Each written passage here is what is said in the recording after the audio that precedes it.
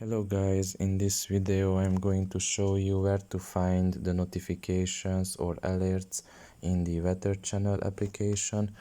The first thing you need to do is enter the app, and after you're in the home page, one of the ways to find the notifications is pressing on the three dots at the top of your right corner. After doing so, you should select the first option here, which is settings.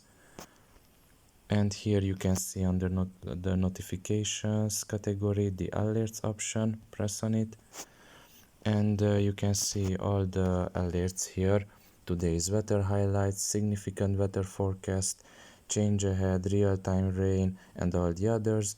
Now if you just click on one of these, you can just press this thingy here. You select the location and you can see now that it is on.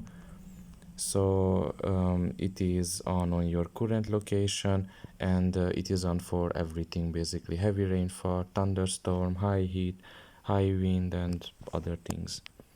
Now you can do this with all of these other alerts if you want to. It's up to your preference. And now I'm going to show you where to find displays and in an easier way. Now you should go back to the home page, and right next to the three lines at the top of your right corner, on the left side, you can see a bell. Press on it and it will take you essentially to the same place.